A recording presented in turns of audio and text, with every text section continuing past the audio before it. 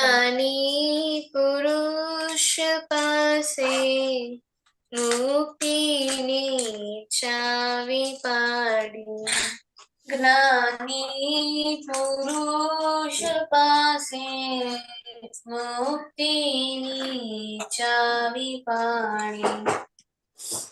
અમે કેવા પુણ્યશાલી, અમે કેવા પુણ્યશાલી, આગમ સ્વરૂપ થાઓ, તે માર્ગ મુક્તિનો છે.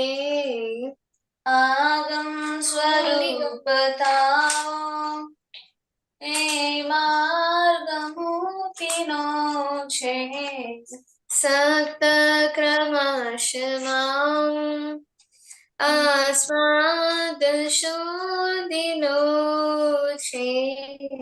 સક્ત ક્રમશમાં આસ્વાદ શુદ્ધિનો છે.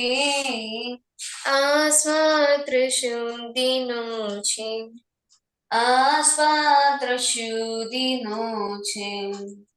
વાંધાની ગચ્છ કાશો, વાંધાની ગચ્છ કાશો, અજ્ઞાન માન્યતાઓ એને દીધી ઉડાવી.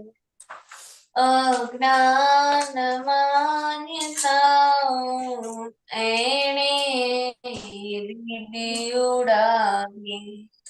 અમે કેવા પુણ્યશાલી, અમે કેવા પુણ્યશાલી, અમે કેવા ભાગ્યશાલી, અમે કેવા ભાગ્યશાલી. જય સચ્ચિદાનંદ.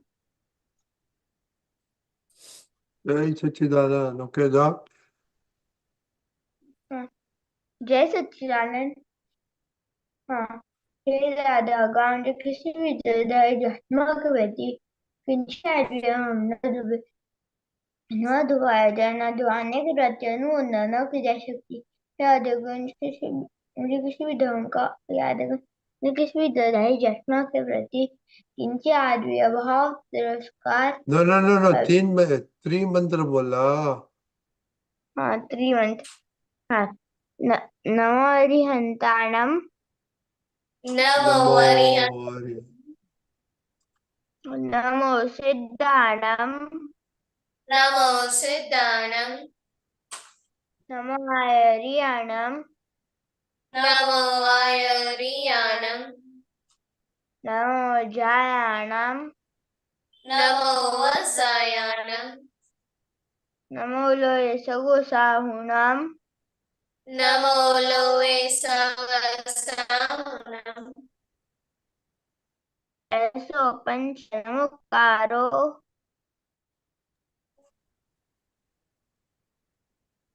ऐसो पंचन मुखारो, सौ पावपणासनो, तव पावपणासनो, मंगलायम च सौवेसे, मंगलाणं च सव्येसे,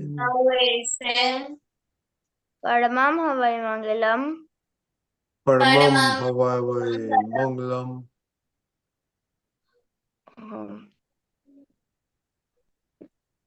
जय सच्चिदानंद। ओम नमो ओम भगवते वासुदेवाय, ओम नमो भगवते वासुदेवाय, ओम नमः शिवाय, ओम नमः शिवाय। जय सच्चिदानंद। जय सच्चिदानंद। ओके चिनाय। जय सच्चिदानंद। हे दादा भगवान, आप मुझे ऐसी शक्ति प्रदान करें कि मैं अपनी हेल्थ को कभी भी कॉम्प्रोमाइज ना करूं, ताकि मेरा शरीर रूपी साधन मुझे मेरे देह को यानी कि पढ़ाई में और सत्संग में हमेशा सहायक बने। मैं पढ़ाई में बिल्कुल सिंसियर रहूंगी। मैं बुरी सोबत से और कुसुम से हमेशा दूर रहूंगी और कुछ भी हो मेरा सत्संग कभी भी ना छूटे, ऐसी परम कृपा करना।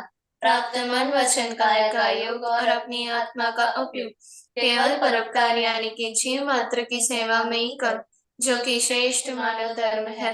मैं अपने स्वयं और अन्य सभी लोगों के साथ के जीवन व्यवहार में मॉरल सिंसियर प्यार बनी रहूंगी, ताकि मैं बराबर दादा भगवान के जैसे उत्कृष्ट व्यक्तित्व की मानवी बन पाऊं। हे दादा भगवान, मैं आगे अपने माता पिता की हर बात सुनने की संकल्प लेती हूँ। मैं उनको अहंकार से जवाब नहीं दूंगी। कृपया इस संबंध में मुझे अनंत तांत्रिक शक्ति प्रदान करें। जय सच्चिदानंद। Jai Sachid. Daksh. Hey, Hardik, please see the message. Daksh. हाँ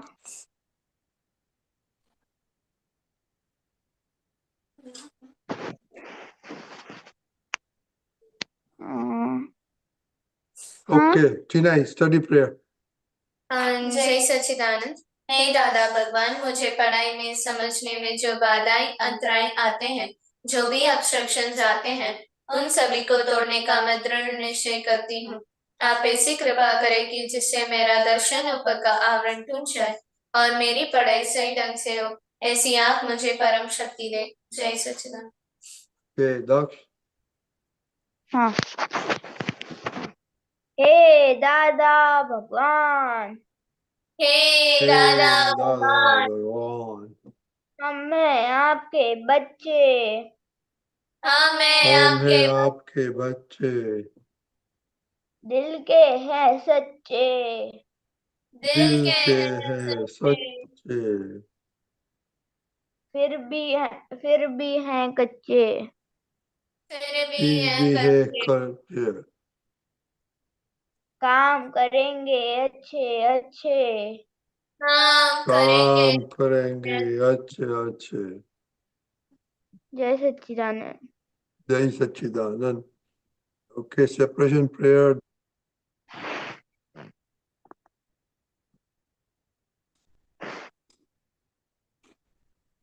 हाँ हे श्रीनारायण पलगो दक्ष लगे, हे श्रीनारायण परमानेंट दक्ष टेम्पररी दिए, हे श्रीनारायण फ्रियलो दक्ष रिलेटिव है। जय सच्चिदानंद। Chinai. जय सच्चिदानंद। हे शुद्धात्मा दादा भगवान, તમે જુદા છો, મોનિકા જુદી છે। હે શુદ્ધાત્મા દાદા ભગવાન, તમે રિયલ છો, મોનિકા રિલેટિવ છે। હે શુદ્ધાત્મા દાદા ભગવાન, તમે પરમાનન્ટ છો, મોનિકા ટેમ્પરરી છે। જય સચ્चिदानंद। जय सच्चिदानंद. ओके, तो आज कैसा रहा सिंसियरिटी में?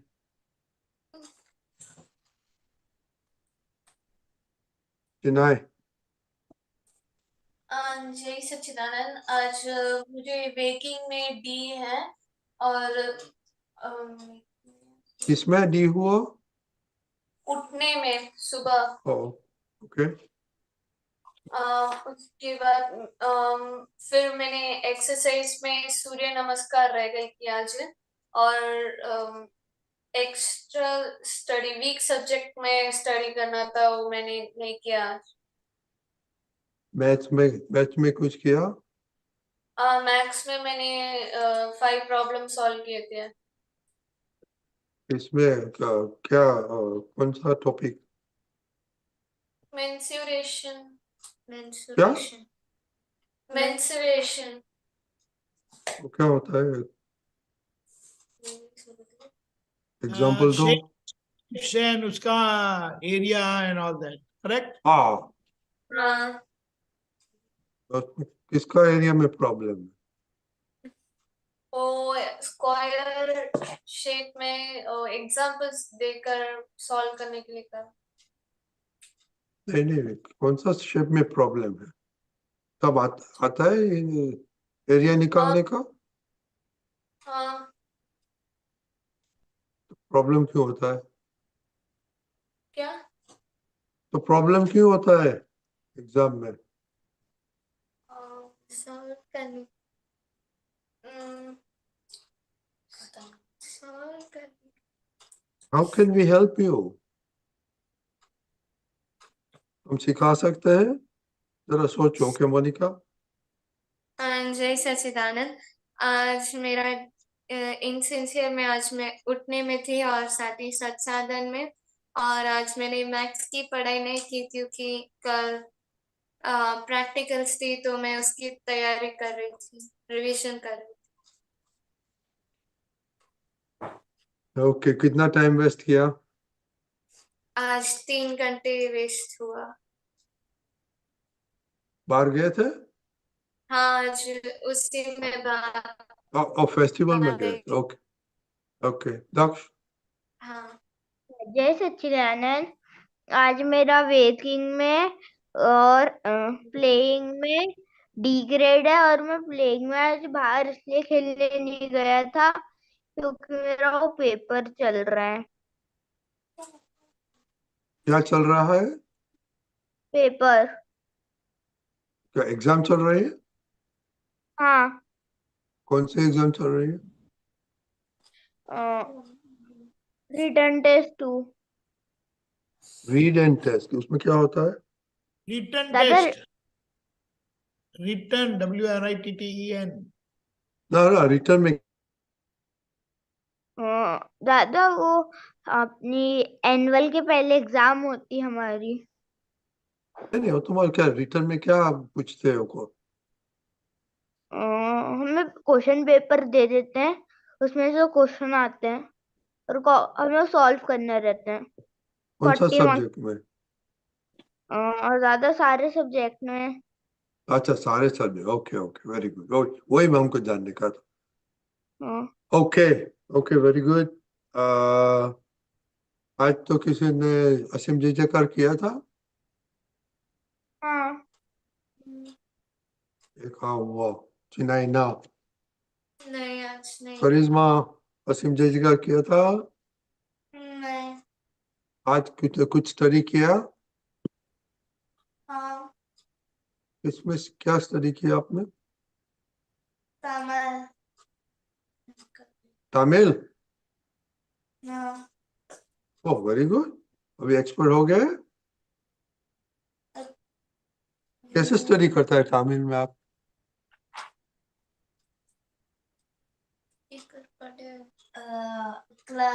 जो लिखते हैं उस दिन मैं पढ़ लेती हूँ बस। कैसे लिखते हैं? किसमें से लिखते हैं? बस लिख टीचर बोर्ड पे लिखते हैं और वो कहते हैं कि घर जाकर ऐसा पढ़ लो तो पढ़ लेती हूँ। उस वो जब उस दिन रोज जो लिखते हैं वो उसी दिन पढ़ने को कहते हैं तो पढ़ लेते हैं। तो किताब में से लिखते हैं घर पे, कि बोर्ड बोर्ड घर पे लेके आता है? किताब किताब में से। हाँ, टेक्स्ट बुक होते हैं? हाँ। ओके, आपको कौन चेक किया लिखे का? क्या? किसने चेक किया आपने जो लिखा था? टीचर। टीचर। आज स्कूल तो नहीं थे? आज हॉलीडे है ना? दादा मैंने आज लिख कर नहीं देखा, बस रीडिंग की। देखो करिश्मा, जो पढ़ते हैं वो लिखने का, इधर से भी ढूंढो, न्यूज़पेपर में से न्यूज़पेपर में कुछ भी करो। Monica, you don't have any books, Tamil books around your house? है, बुक्स है बट वो पढ़ती नहीं है।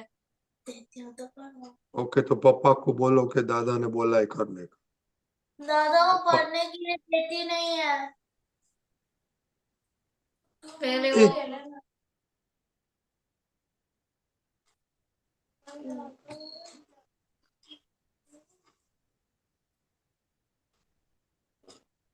हाँ, दादा आपकी वॉइस कट हुई अभी। क्या हुआ? आपकी वॉइस अभी अच्छा यार, ब्रेक हो बिग प्रॉब्लम, हमारे कंप्यूटर का है प्रॉब्लम। सब गई। सब वापस रिपीट। व्हाट्सएप का प्रॉब्लम है, कंप्यूटर का प्रॉब्लम है, सब प्रॉब्लम। फिर से रिपीट कर सकते। Okay, so Monica, you to tell Papa she has to write something and read something, okay? But वो एटीट्यूड दिखाती है उस समय। क्या करता है? एटीट्यूड दिखाती है अपना, मानती नहीं है। नहीं, पापा कोई नहीं मानते। पापा जब डांटते हैं तब मानते हैं, और वो मीठी मीठी बात करके मुझे खेलना है तो पापा मान जाते हैं। ओके ओके, चलो दीपक भाई बोलो 20 में बाद में कलम 4 अभय अभय और तिरस्कार की बात करने का। दीपक दादा, दीपकान जी, कैन यू हियर? यस, देखो भाई, आप लोग ये जो चूक जाते हैं, पहला तो मुझे ये समझना है कि जिसमें आपका डी आया है ना, तो उसके लिए आपने माफी मांगी कि नहीं मांगी? हेलो, सोने से पहले ये माफी की बात आप कभी करते नहीं है, मुझे हर बार पूछना पड़ता है, क्योंकि एक्टिविटी में मिस्टेक हो गई तो एक्टिविटी जब तक उसको करेक्ट नहीं करते तो वो एक्टिविटी इनकम्प्लीट ही रही ना, यानी मिस्टेक इनकम्प्लीट रहे। ख्याल में आया? हाँ। और ये करिश्मा तो अभी बहुत स्मार्ट हो गई ना रजनी दादा, हाँ, फिर ये ऐसी गलती क्यों करती है? अब नहीं करोगी ना? कुछ इंटरेस्ट नहीं लगता है। वो तो बहुत स्मार्ट है, सबको दोनों को पास कर जाने वाली है वो। हाँ करिश्मा, हाँ। बोल तो बोलती नहीं है। हाँ, आप तो स्मार्ट नहीं है दोनों से। हाँ, है कि नहीं? चलो, बोलती नहीं है। हाँ, आप दोनों सिस्टर से स्मार्ट नहीं हो? कौन? क्यों? तो क्या है? ख्याल में आया कि देखो ये प्रतिक्रमण का जो बताया है ना,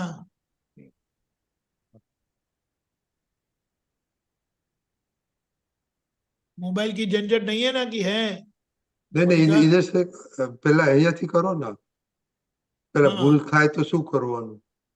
મને દેખાતું નથી એટલે કઈ હવે મોટું કરું હવે? नहीं हाँ, दिखाणो। क्या बताया? भगवान को याद करके कहे कि ये भूल मुझसे हो गई, उसे आलोचना कहते हैं, और अब मैं माफी मांगता हूँ, तो वह भूल को आपको धो डालने का है प्रतिक्रमण। भूल को सफाई करनी है, मिटा देना, भूल को मिटा देना, उसे प्रतिक्रमण कहते हुए वो माफी मांगने से गलती चली जाती है, और फिर ये दोष, ये गलती फिर से नहीं करूं, ऐसा निश्चय करना, उसे प्रत्याख्यान कहते हैं। आलोचना, प्रतिक्रमण और प्रत्याख्यान समझ में आया?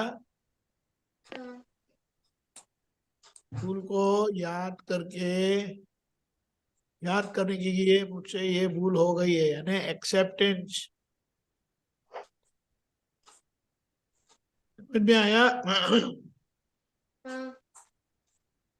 करिश्मा, आपको आप ये प्रतिक्रमण करेंगे कि कल करेंगे?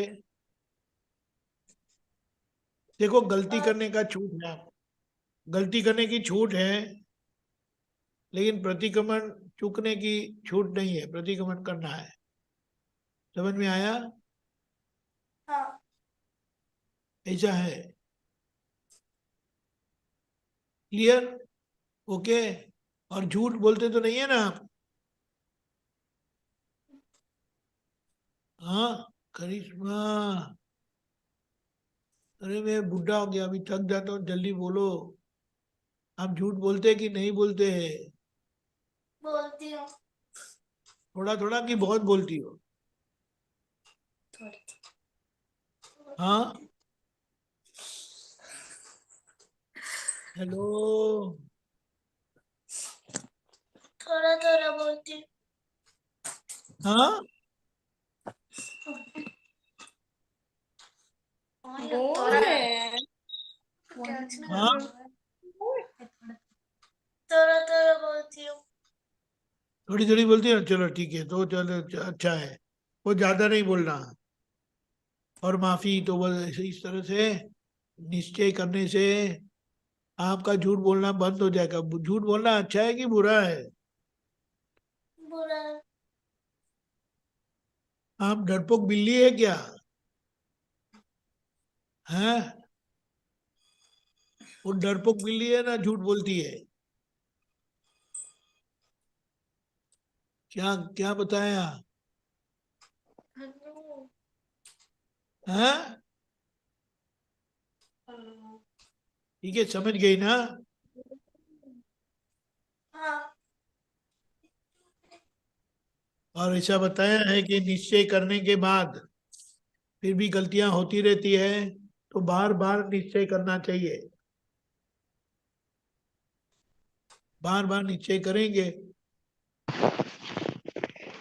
तो आप उसमें से निकल आओगे। समझ में आया? हाँ। हाँ, ऐसा है।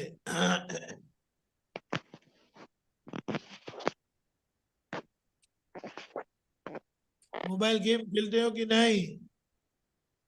खेलती है। बहुत नहीं खेलती हो ना? नहीं, कभी कभी। तो देखो, मोबाइल गेम तो अगर ऐसा निश्चय करना है कि वो नहीं खेलेंगे, और उसको बार बार निश्चय करेंगे ना, तब वो बंद होगा। ख्याल में आया? हाँ। लोग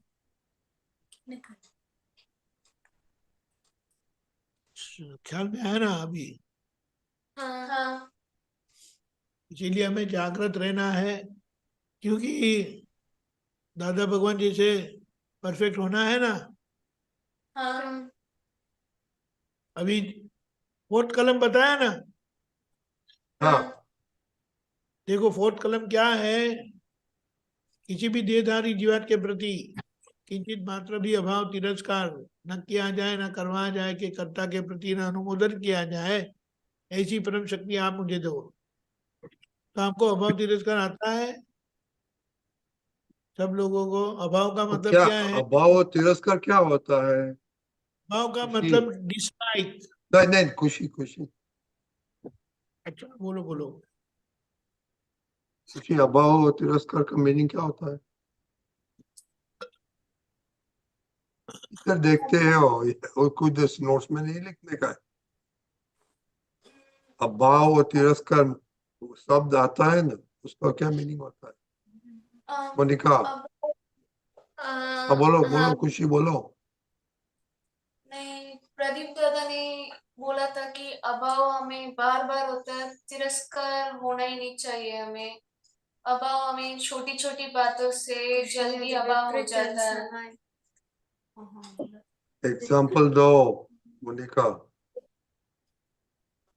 अ, अगर खुशी को मैं कहती हूँ कि अभी पढ़ाई करो, अगर वो नहीं करती है तब मुझे अब अभाव होता है उसके प्रति। Okay, very good. और तिरस्कार? खुशी, तिरस्कार जब अब तिरस्कार? तिरस्कार नहीं दाक्ष, तिरस्कार? दरिया, तिरस्कार का मीनिंग क्या होता है? Disrespect.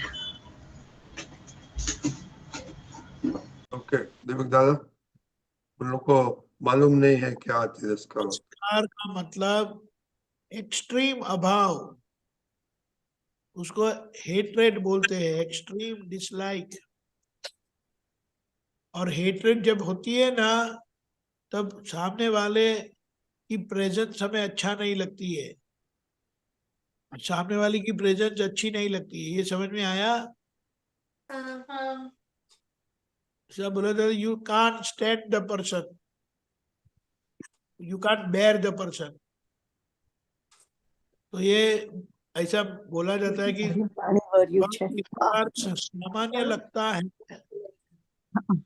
सामान्य दोष लगते हैं, लेकिन वो बहुत दोष वाली बात है।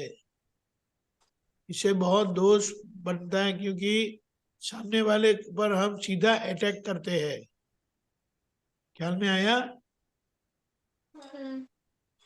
इसीलिए अभाव तिरस की कलम बोलने से जहां जहां हमें अभाव होता है, जहां जहां हमें लोग पसंद नहीं होते, उनकी उपस्थिति पसंद नहीं होती, तो उसमें से हम निकल आते हैं। सभी में से निकलना पड़ेगा ना, सभी कमजोरियों में से। तोरल को नहीं निकलना है, तोरल को निकलना है, नहीं निकलना है? निकलना है तो निकल फिर धैर्य को निकलना है, दक्ष। निकलना है। हाँ, इसीलिए ये 9 कलम बहुत अच्छी है, और ये चौथी कलम पर हमें बहुत फोकस करना है। स्कूल में कोई बच्चे फ्रेंड अच्छे नहीं लगते ऐसा है? सब अच्छे ही लगते हैं। हेलो। दक्ष, हाँ हाँ, सुनाई सुनता नहीं है। खुशी,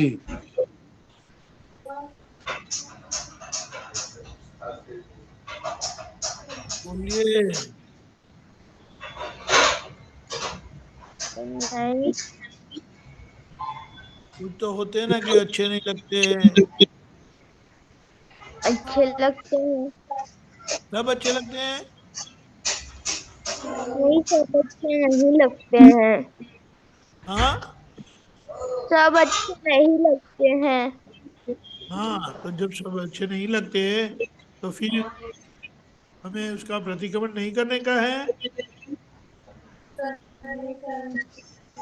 जब जब ध्यान आता है ना, देखो, हम जब बोलेंगे ना,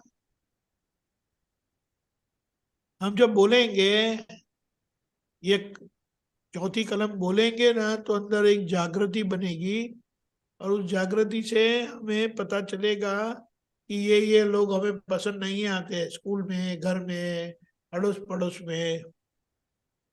फिर किसी का अस्तित्व ही हमें अच्छा नहीं लगता है, यानी वो अगर हाजिर है तो हम ऐसा करते हैं, या तो हम चले जाते हैं, या अंदर से भाव होता कि वो चले जाए तो अच्छा है।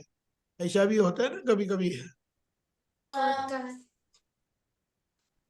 इसके लिए ये कलम के बोलने से आपको फिर ये समझ में आएगा कि इन लोगों के लिए मुझे अभाव है, इन लोगों के लिए मुझे तिरस्कार है, तो हमें धीमे धीमे प्रतिक्रमण करना है। अब ये उम्र से ऐसा करते जाएंगे ना, तो फिर आपका क्या होगा पता है? बड़े होंगे ना, तो आप दादा भगवान जैसे हो जाएंगे, तो कितना बेनिफिट होगा आपको और सबको, है ना? Okay.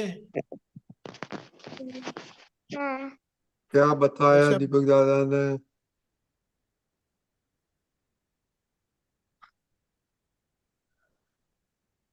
Hello,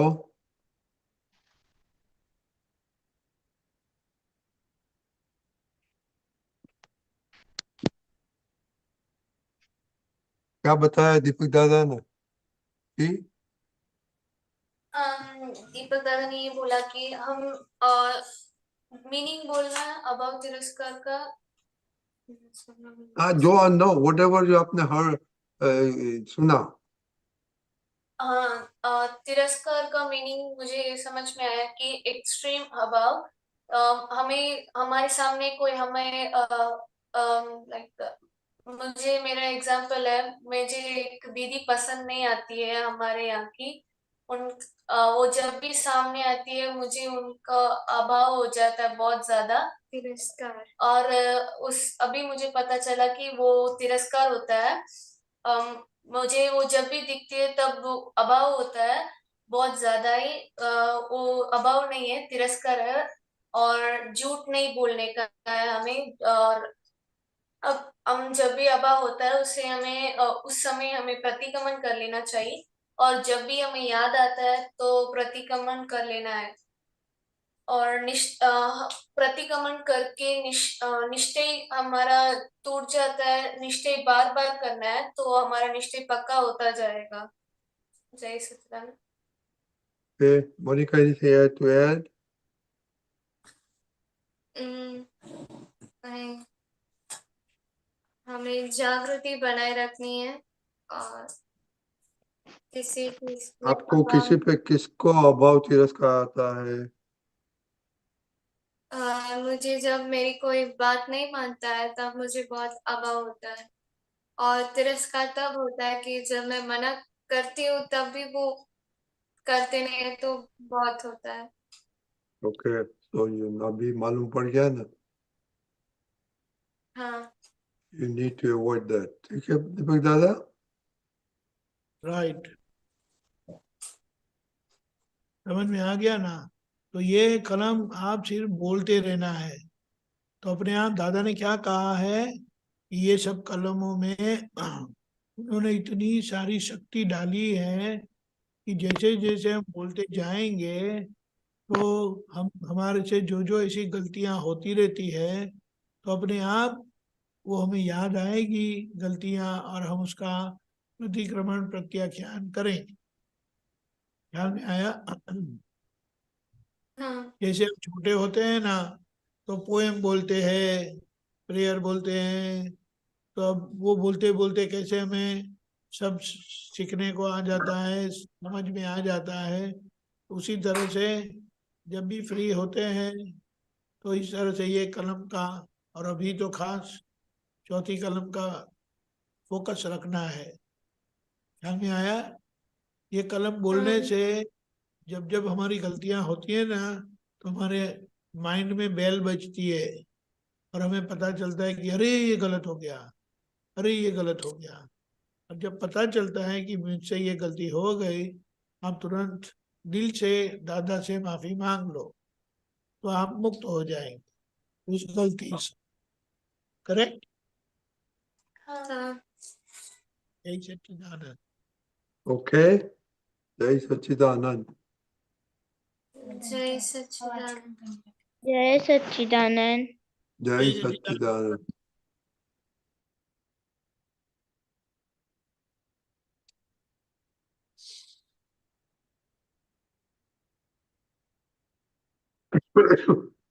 Okay, where is Ananya? Ananya?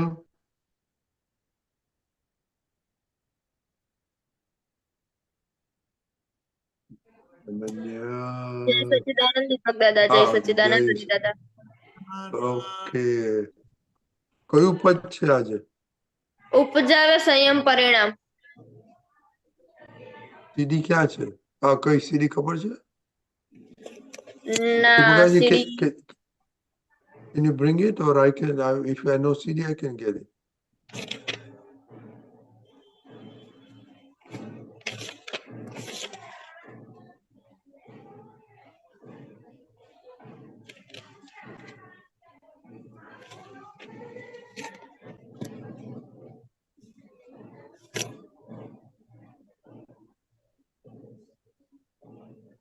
Deepakaji, you can get it? No, I am on phone. Oh, No, बोल नहीं, वांदो नहीं, we know it. okay. I'll try to get और it, okay? Okay, go ahead. Oh, just CD 811, 811. Okay, go ahead. I'll be there in 5 minutes. I'll just turn off my video. Okay. एक minute,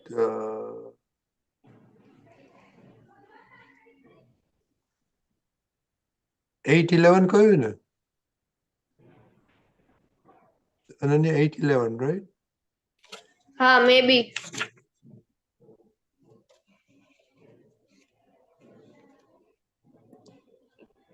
Yeah, yes. Oh, હાર્દિક છે તો હું ભૂલી ગયો. હાર્દિક, you can get it.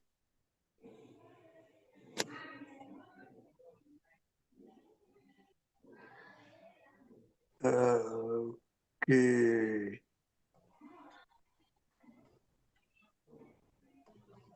Okay. Okay, Ananya. जय सच्चिदानंद। उपजावे संयम परिणाम। उपजावे संयम परिणाम। हर्ष ने शोक ने विभावावस्थे। हर्ष ने शोक ने विभावावस्थे। हाजर थયું तेज ज्ञान। उपजावे संयम परिणाम। સ્થૂળ સંજોગોના દબાણ વચ્ચે હળહળતું આવે કઈથી અપમાન। સ્થૂળ સંજોગોના દબાણ વચ્ચે હળહળતું આવે કઈથી અપમાન। સામું નિમિત્ત જો નિર્દોષ ભાસે। સામું નિમિત્ત જો નિર્દોષ ભાસે। આપણું વધ્યું ઉધ્વ પરિણામ। આપણું વધ્યું ઉધ્વ પરિણામ। જાગૃત રાખે કડવા સંયોગો એવા પૂદગલને સતબુદ્ધિ હોજો।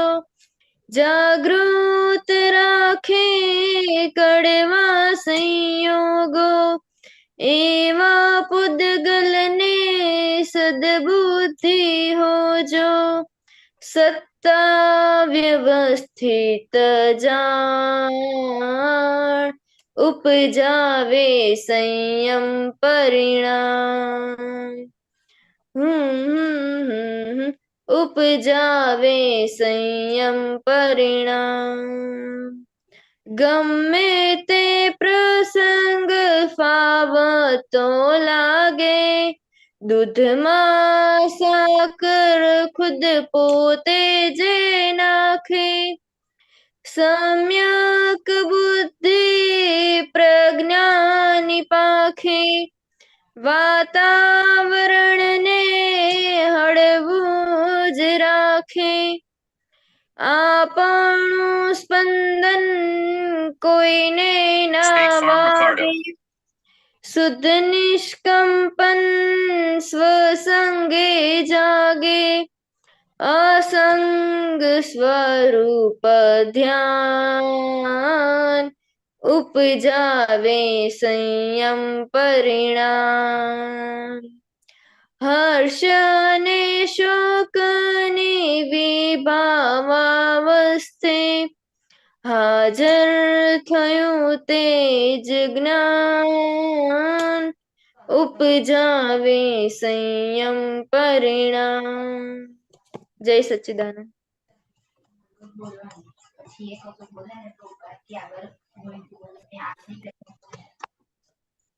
Okay. તે અનન્ય આમાં શું સમજ્યા તમે જરાક બોલશો? કે અને આપણે આ કેમ પસંદ કરી? હમણાંથી આમાં બહુ રિલેટેડ થોડુંક છે થોડુંક લાઈફમાં એટલે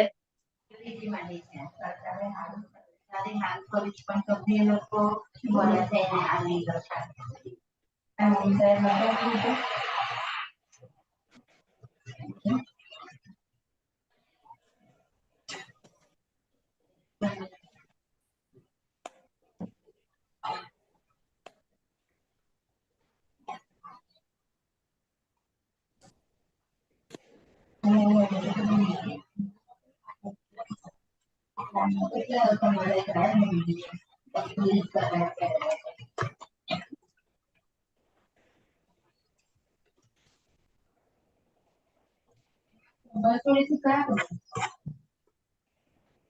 થયું?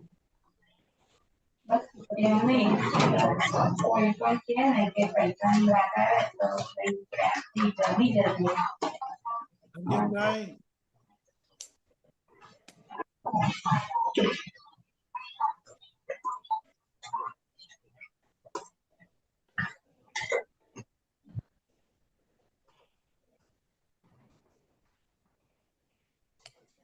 ઓકે, શું કહ્યું છું અનન્યાબેન?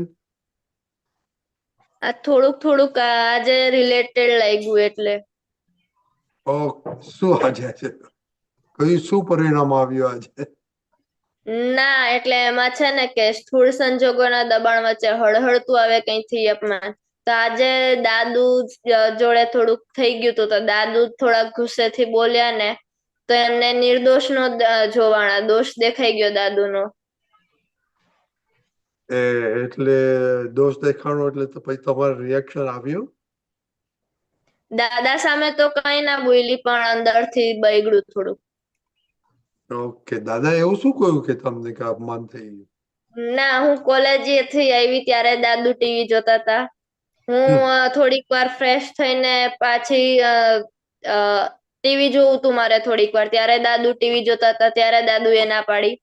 પછી હું સ્ટડી કરતી હતી, એ પછી થોડીક વાર જમ્યા પછી મેં કીધું દાદુ થોડીક વાર ટીવી જોઉં, ત્યારે દાદુ થોડાક ગુસ્સે થઈ ગયા. દાદુએ ના પાડી ત્યારે પણ? હા ત્યારે પણ ના પાડી. ઓકે, તો આમાં શું વેરી ગુડ, બહુ વેરી ગુડ ઇન્સિડન્ટ થયો. શું આમાં જાણવા મળ્યું? પછી વિચાર આવ્યો, જો દાદુ ટીવીમાં ને એમાં વાતોમાં ને એમાં ધ્યાન નહીં આપે તો એમનું ધ્યાન એમની હેલ્થ ઉપર જશે અને એ વધારે ટેન્શનમાં ને એમાં આવશે. એમની હેલ્થ થોડીક સારી ખરાબ ચાલ્યા કરે છે એટલે. ના, પણ તમને ટીવી જોવા ના ગયું તો તમને શું તમારે નેસેસરી કે ટીવી દાદુ આખો જોવાનો જ દિવસ તમારે સિરિયલ ચાલે છે? હે? મને અંદરથી એમ થયું કે દાદુ આખો દિવસ ટીવી જોવે છે, મને નથી જોવા દેતા.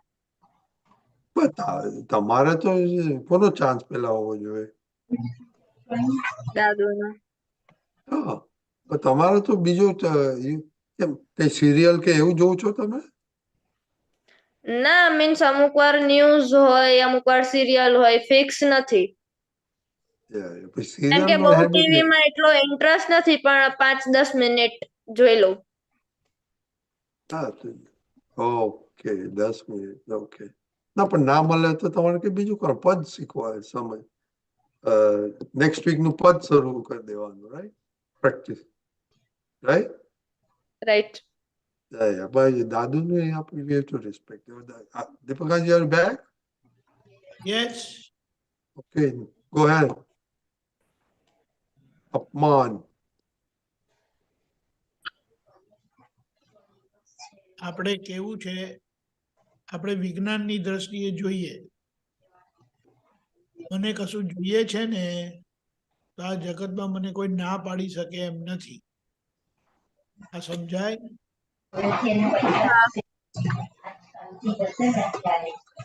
હાર્દિકભાઈ,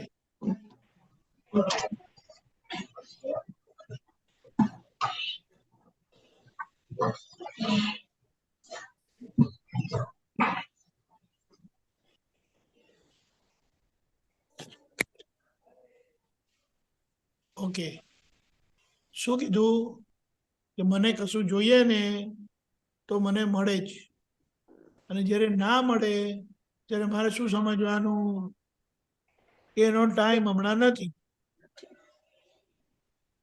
એટલે દાદુ ના પાડે ને તો તે વખતે આપણને આપણું વ્યવસ્થિત ના દેખાય, પણ દાદુ દોષિત દેખાય કે દાદુ આખો દિવસ ટીવી જોયા કરે, મને 10 મિનિટ કેમ જોવા નથી દેતા. આ ફર્સ્ટ ટાઈમ એવું છે જે દાદુનો દોષ દેખાણો, ને કે દાદુનો દોષ કોઈ દી નથી દેખાતો.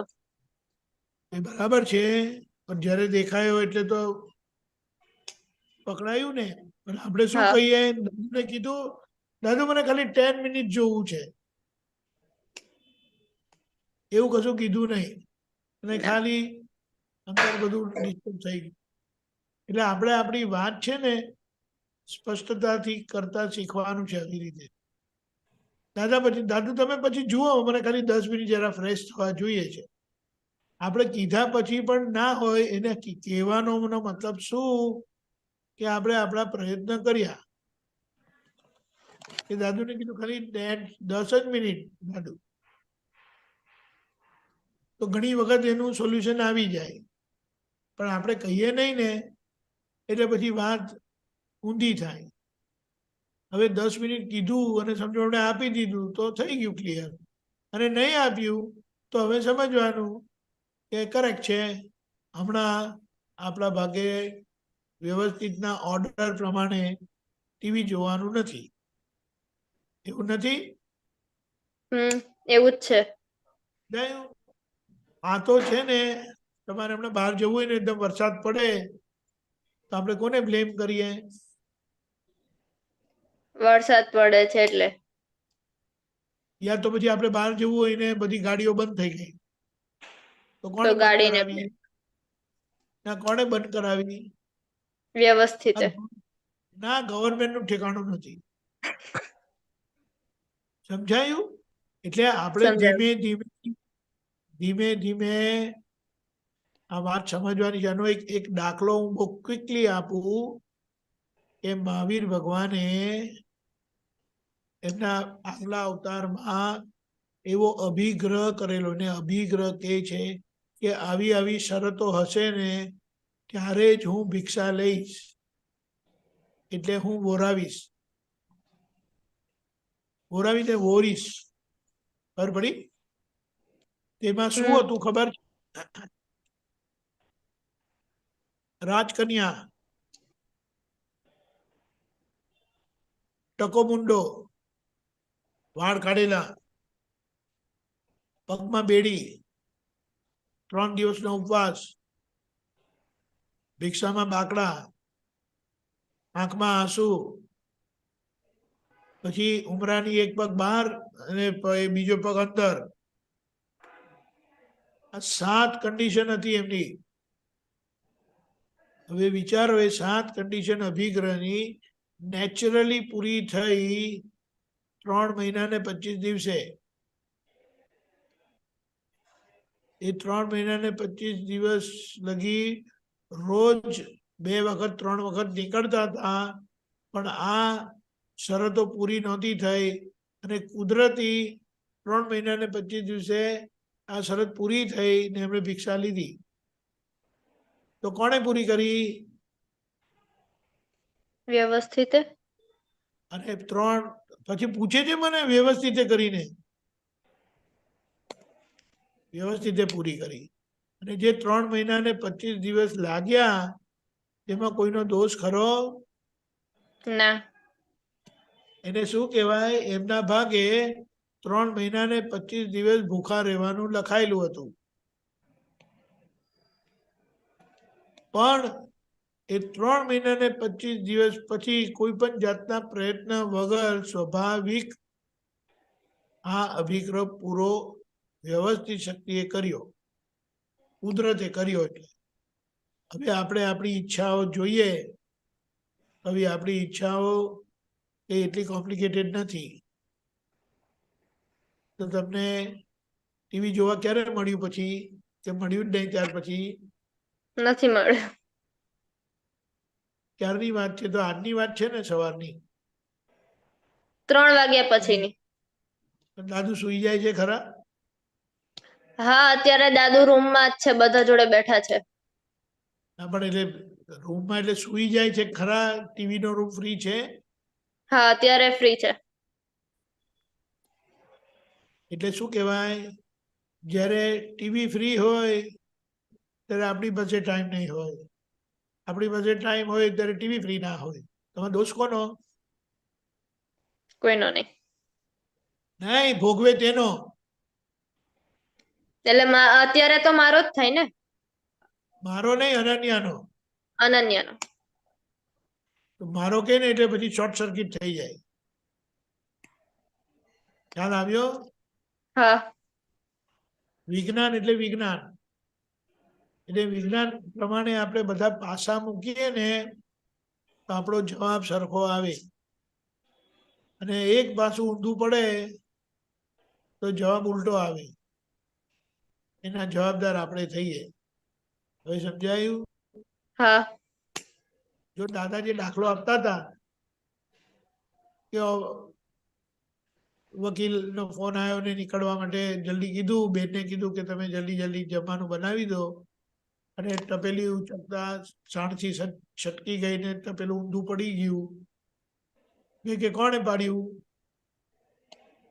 કોણે પાડ્યું? વ્યવસ્થિત દાદા કીધું વ્યવસ્થિત પાડ્યું. એટલે શું સમજ્યા કે આજે મારા ભાગે શાક ખાવાનું, કઢી ખાવાની લખી નથી.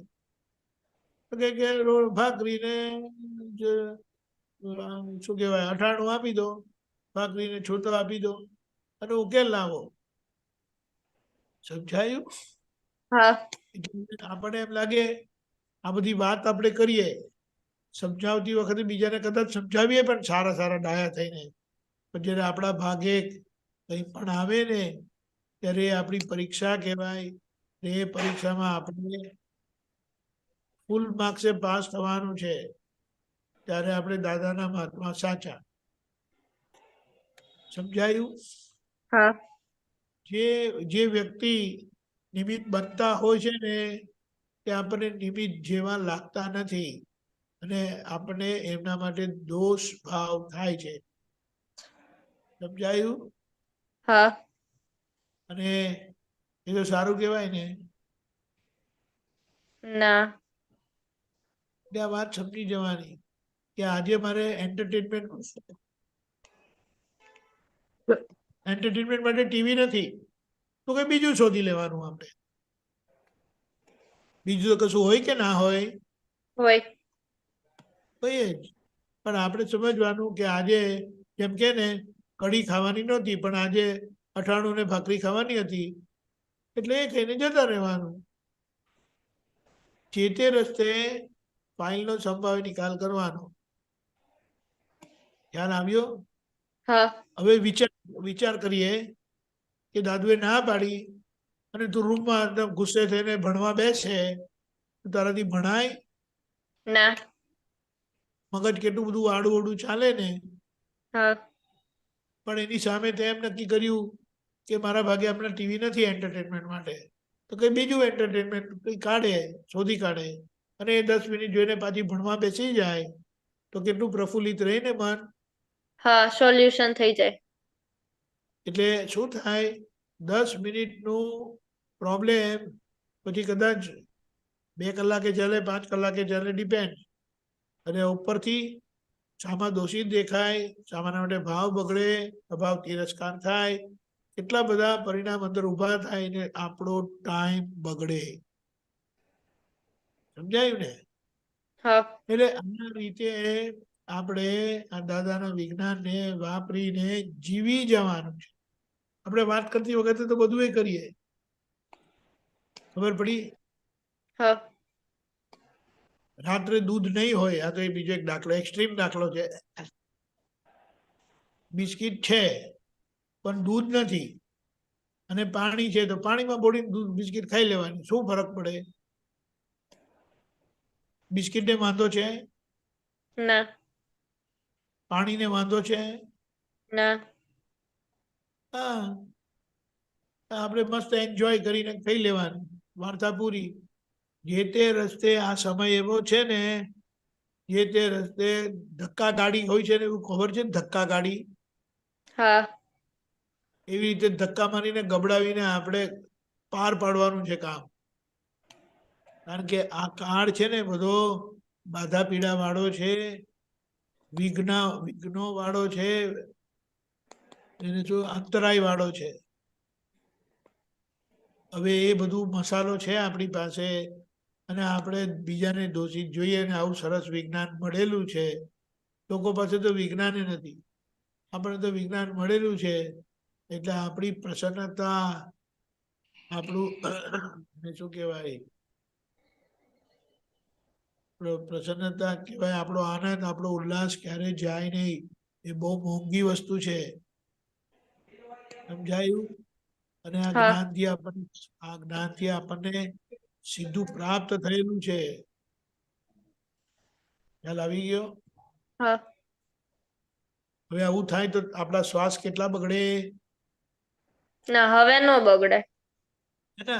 આવું થાય, ઊંધું થાય તો આપણા શ્વાસ હમ. કેટલા બગડે? ઘણા બગડે. એટલું બધું નુકસાન થાય. એટલે હવે આપણે આ જ્ઞાનથી આપણે કોઈ જગ્યાએ ખોટનો ધંધો કરવો નહીં. બધી બાજુ કમાણી જ કરવાની. એટલે આ જ્ઞાનથી કર્મ સંજોગે ભોગવટો આવે અને જ્ઞાનની સમજણથી આપણે એ સંજોગોમાં કમાણી કરી લઈએ તો આપણે જીતી ગયા. સમજાયું? હા. અને કેવું છે આ સમજવાનું છે. કૃષ્ણ ભગવાનના જીવનમાં તકલીફ હતી? હા. રામ ભગવાનના જીવનમાં હતી તકલીફ? હા. મહાવીર ભગવાનના જીવનમાં તકલીફ હતી? હા. તો આપણું શું ઠેકાણું? આટલા મોટા પુરુષના જીવનમાં કેટલી બધી તકલીફ હતી, એની સામે આપણી તો કોઈ તકલીફ જ નથી. ધ્યાન આપી ગયો? એટલે આપણે આવી રીતે સરખામણી કરીએ ને તો પણ હા. આપણે આપણી અસરમાંથી બહાર આવી જઈએ. ક્લિયર? હા. એટલે અક્રમ વિજ્ઞાન આપણને ગણિત શીખવાડે છે. એ ગણિતનો જવાબ આનંદ છે, પરમાનંદ છે, પણ વચ્ચેની રકમ અને શું કે દાખલો ગણી લેવાનો છે કે જે દાખલાથી પછી આપણે પરમાનંદે પહોંચી જઈએ. પાછા ધક્કા, સંજોગોના ધક્કા આવે જે આપણો પરમાનંદ હરાવે, પણ આપણે એને અંદરથી પરમાનંદ રહી અને બહારના ભાગમાં અનન્ય ખુશ થાય. બંને બેનિફિટ મળે. એટલે બહારની અન્ડરસ્ટેન્ડિંગ, સમજણ અને એડજસ્ટમેન્ટથી અનન્ય બી ખુશ થાય અને આપણે પણ અંદરથી પરમાનંદમાં રહીએ. ખ્યાલ આવી ગયો? હા. બરાબર બરાબર. આ રાજી થઈને હા કહે છે કે હા કરીને બરાબર આનંદભાઈ? રાજી થઈને હા કહે છે કે જબરજસ્તીથી હા કહે? રાજી થઈને હા કહે છે ના, કે રાજી થઈને. જય સચ્ચિદાનંદ. જય સચ્ચિદાનંદ. તો હવે અનન્ય, હવે આપણે રીસ્ટાર્ટ કરીશું ફેબ્રુઆરી 13. નહીં, ઓકે.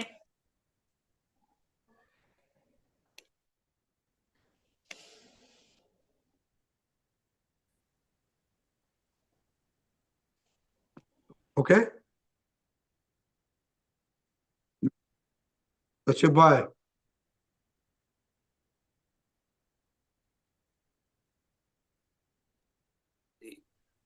બધાને જય સચ્ચિદાનંદ. રજनी जी जय सच्चिदानंद. दीपक आनंद जी जय જય સચ્ચિદાનંદ. જય સચ્ચિદાનંદ. जी. मेरा प्रश्न ये है, जो वो हम पांच पांच इंद्रियों का करते हैं ना, देखते हैं, तो उसमें जो है मतलब वो पांच इंद्रिय जो है वो मतलब एक तरह से आहार बोला गया है. पांच इंद्रिय जो है मतलब उसके हिसाब से अगर देखेंगे तो वो जो परमाणु होते हैं तो हम वो लेते हैं पांच इंद्रियों के. तो वो थोड़ा मुझे और समझाइए. जो जो दादाजी ने एक इंसिडेंट बताया था ना, वो मूली का जो है, वो मूली का कि वो कोई रास्ते में जा रहे थे तो वो परमाणु के वजह से उनको मूली के परमाणु के वजह से वो मतलब वो फिर से वो उसी रास्ते से आ गए. तो वो क्या साइंस है कि अंदर जो परमाणु होते हैं वो बाहर परमाणु खींचते, थोड़ा वो समझाइए. उसका मतलब क्या है डॉक्टर साहब हम्म. कि जैसा हमारा भुगतान होता है ना, ये संजोग आते हैं.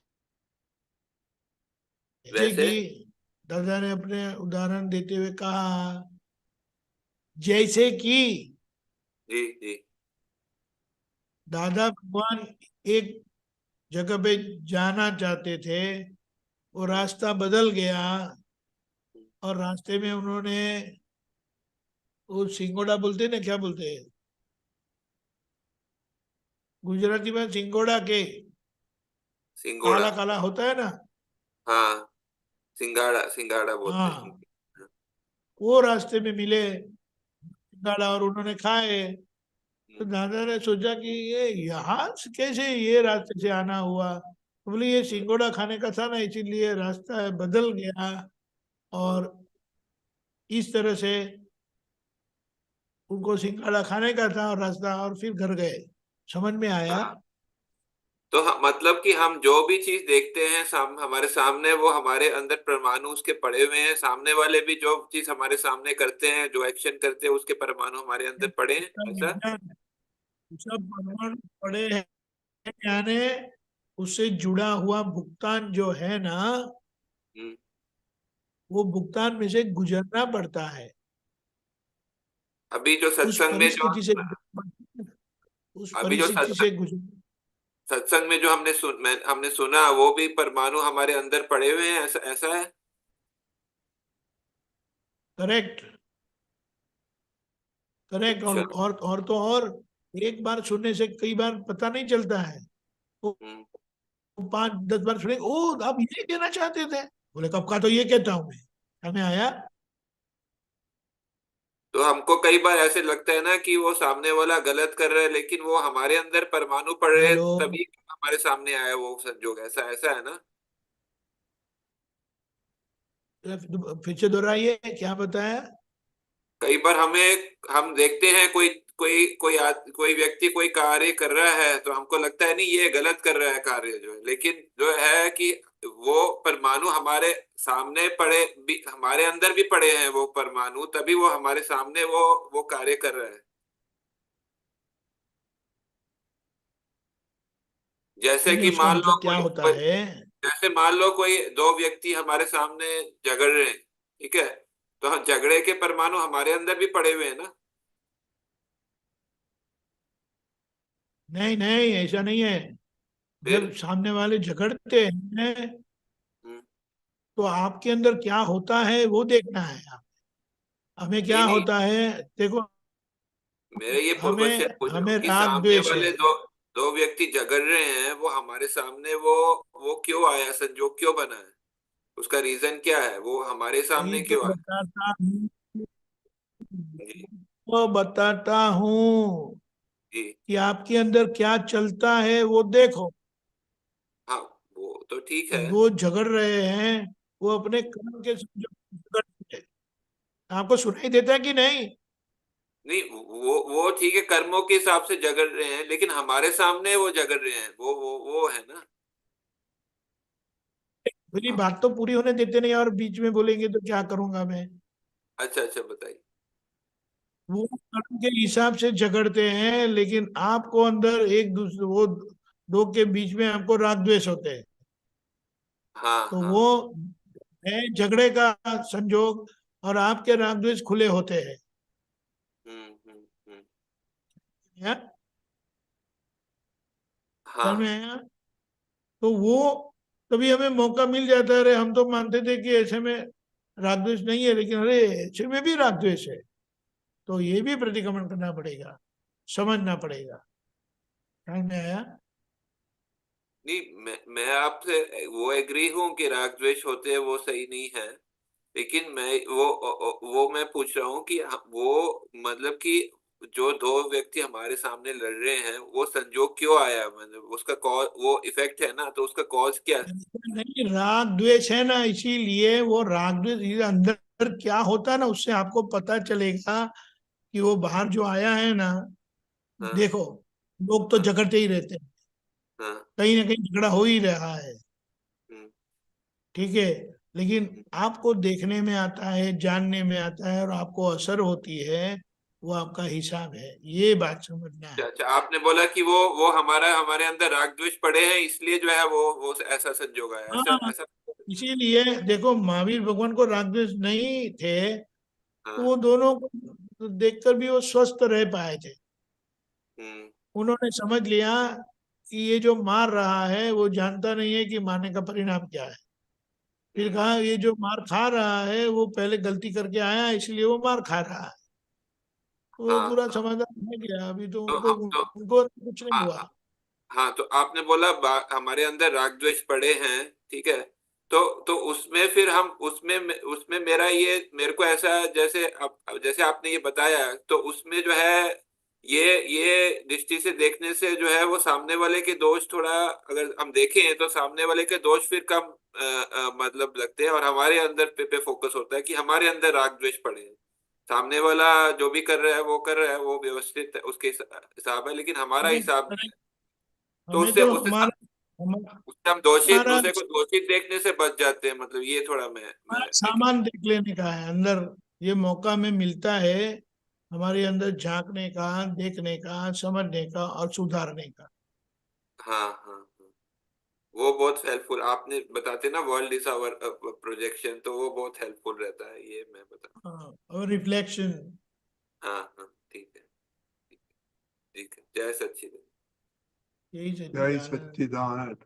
ओके, इसके कंटिन्यूएशन में दीपक दादा, आनंद जी ठीक के है। आपका सामायिक अभी चल रहा है, तो आपने तो फोर्स एड किया, तो हम लोग तो खाने में ध्यान रखता है, तो अभी आपके क्या करने का है और आपका तो साइंस क्या पहली बताए बताओ। पहली बात ये है कि ये 5 इंद्रिय के विषय को समझना है कि वो 9 कर्म का फल है और वो 5 इंद्रियों का भुगतान करवाता है।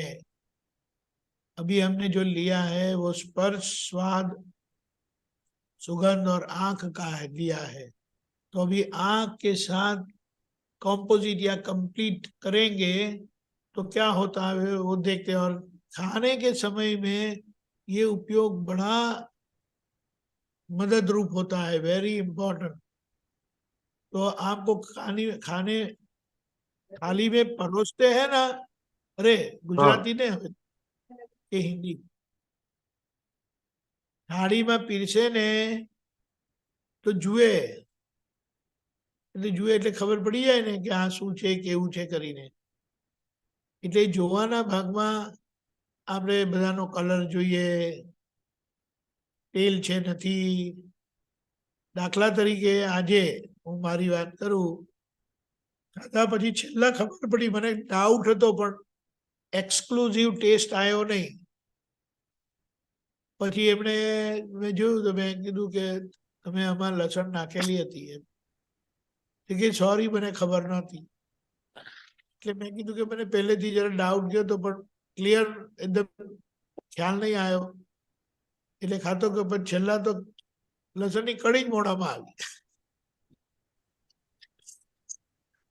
ખ્યાલ આવ્યો? યસ યસ એટલે આ તો કહેવાનું શું કે આપણું આ ઇન્દ્રિય જ્ઞાન છે ને એ કેટલું બધું રિવીલ કરતું હોય છે।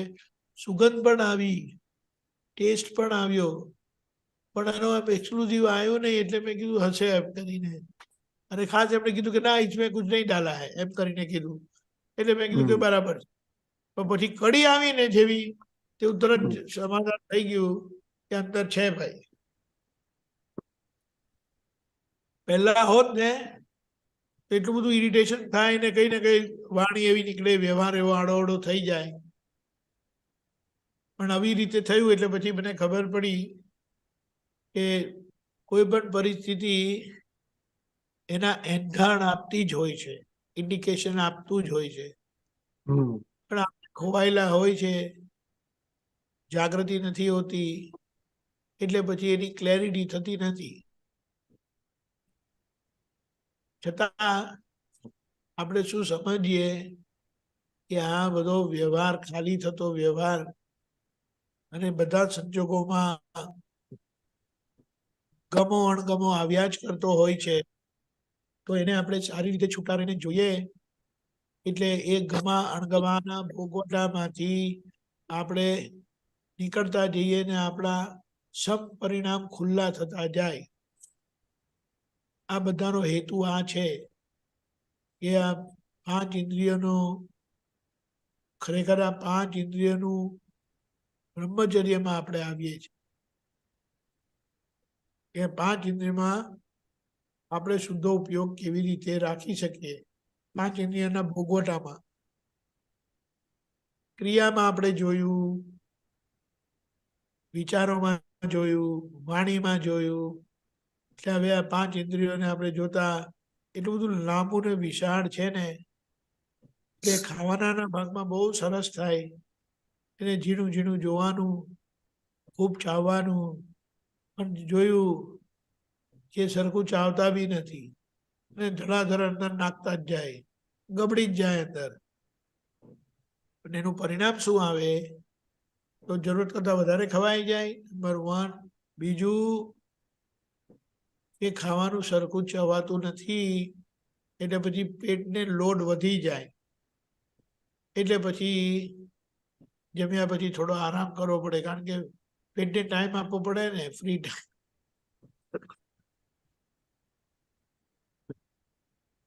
ટાઈમ આપવો પડે કામ કરવા માટે.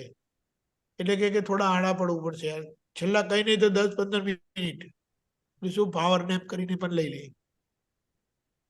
અને નહીં તો એ સારી વસ્તુ છે કે આપણે થોડું 15-20 મિનિટ આમે આયુર્વેદ કહે છે કે વામ કુક્ષી કરવું, ડાબા પડઘે હોઈ જવું.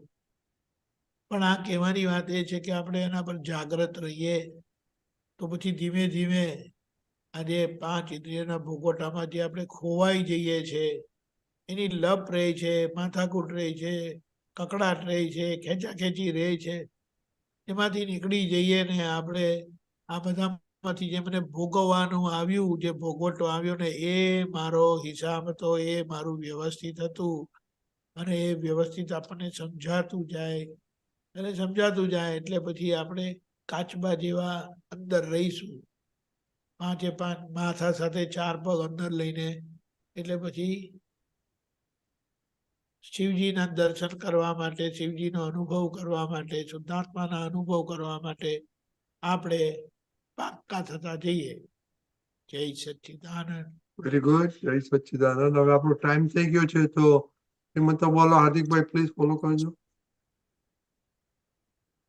નમો વીતરાગાય, નમો વીતરાગાય, નમો અરિહંતાણમ, નમો અરિહંતાનમ, નમો સિદ્ધાણમ, નમો સિદ્ધાનમ, નમો આયરિયાણમ, નમો આયરિયાનમ, નમો વત્સાયાણમ, નમો વત્સાયાનમ, નમો લોએ સવસાહુણમ, નમો લોએ સપ્વસાહુણમ, એસો પંચન મુક્કારો, એસો પંચનમુક્કારો, પાવપણાસણો, સપ્પાવપનાસનો, મંગલાણમ ચ સૌવેસી, મંગલાનમ ચ સવ્વેસીમ, તમામ હવૈ મંગલમ.